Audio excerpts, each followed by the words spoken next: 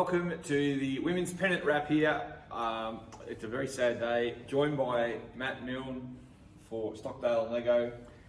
Matt, hello Mark, how are you this morning? I'm very well, thank you, but there's a sad lack of supporters here on the desk. I don't know, what happened? Yes, why are we alone? Last week we had the all-winning week from all teams, and then this week they're all losers and they can't show their face. Unbelievable. Yes, they're happy to ride the highs, but when it gets tough, they've sort of abandoned ship on us.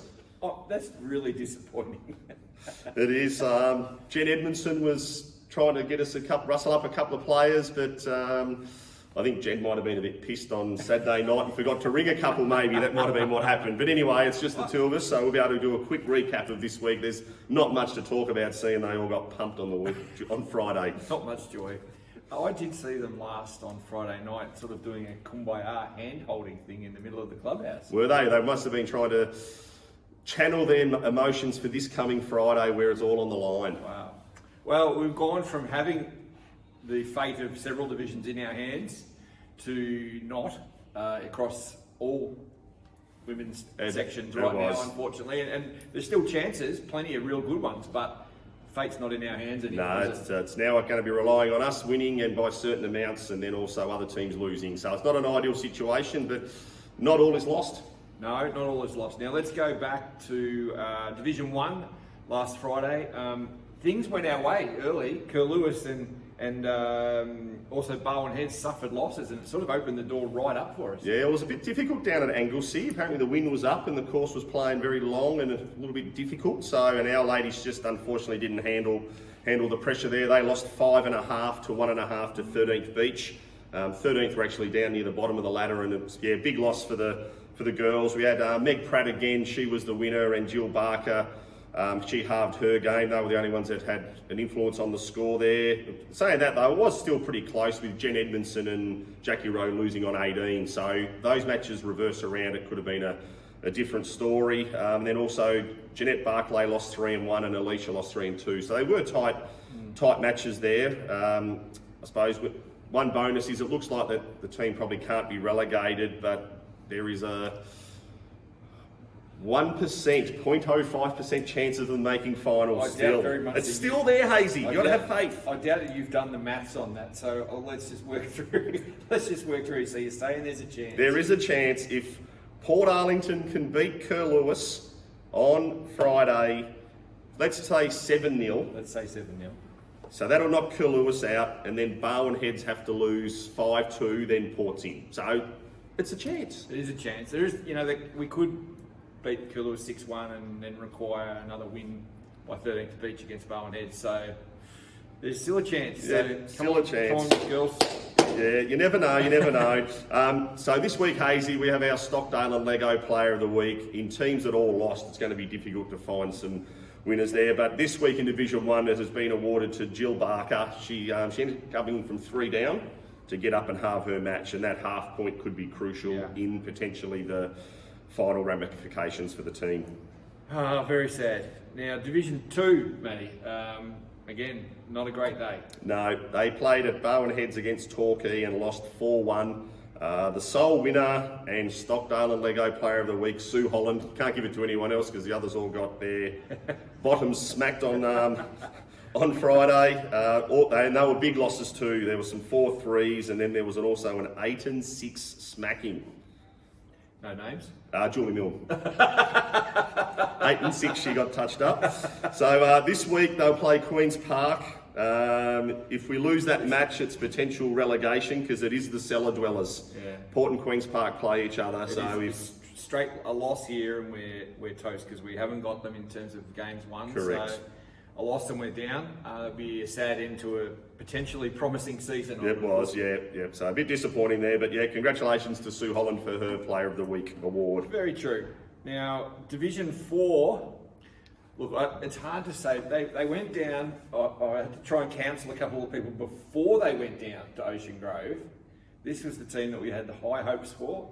They had the whole world in their hands. Yep. What happened? 5-0. No.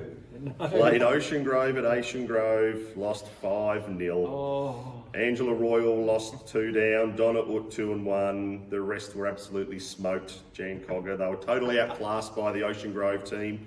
But props to them, they played well on their home deck, which sometimes can add a little bit of pressure there. So this was played out at, so this week they play at Lara. So they go to Lara, playing Anglesey, 2nd versus 4th.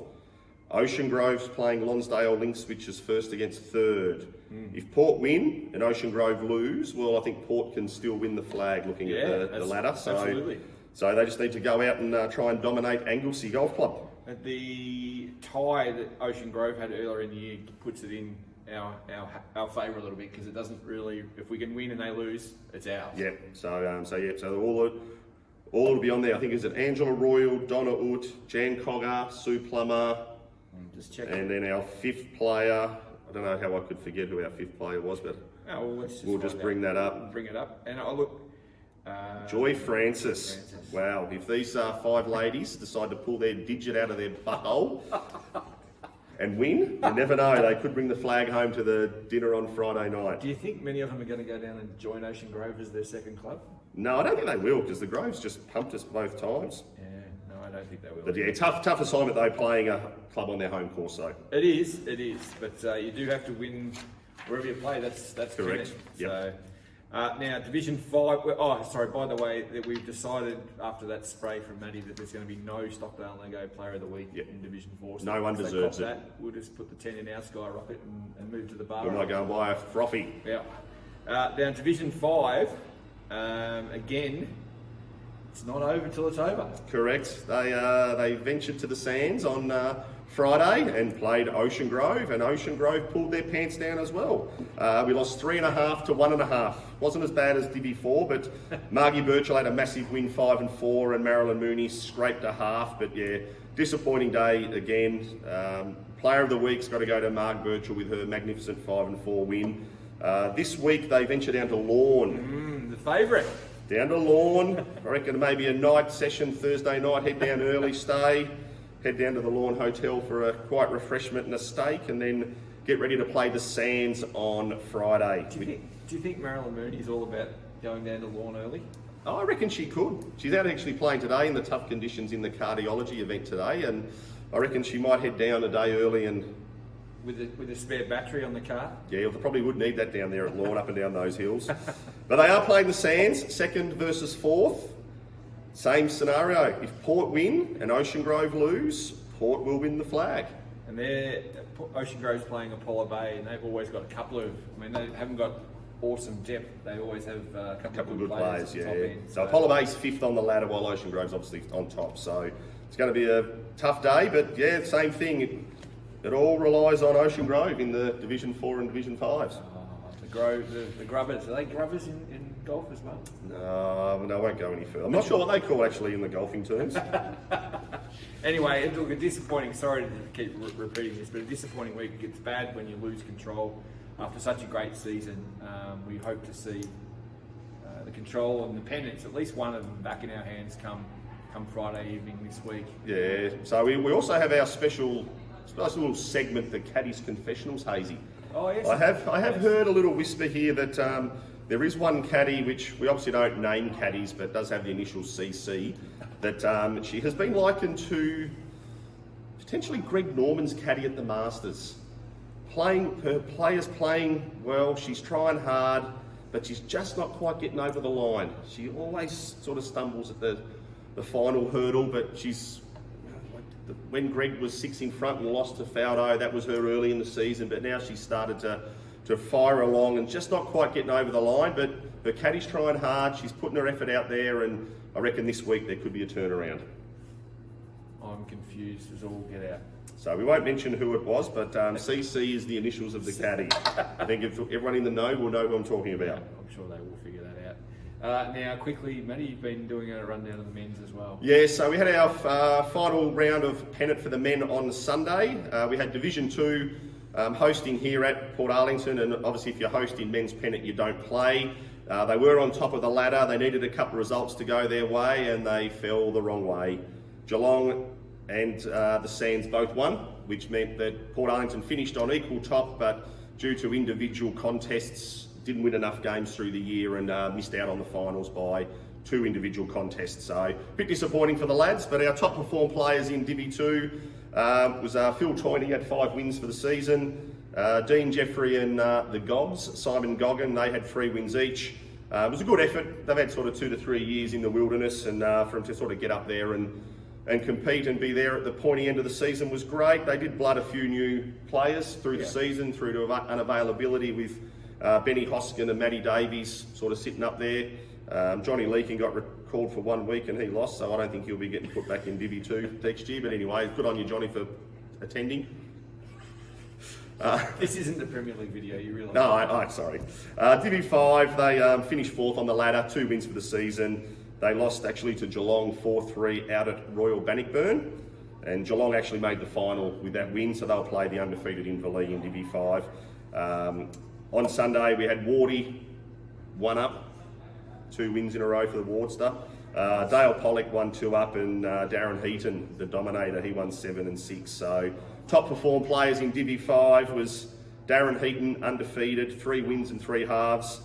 Matty Marley, the Frenchman, he was 3 wins and 2 halves, 1 loss. And then the Sword came in for 2 games and had 2 wins. So good effort from him. Being off about a 18-20 handicap, winning a couple of games at Pennant's great for him and great for his confidence. Very true.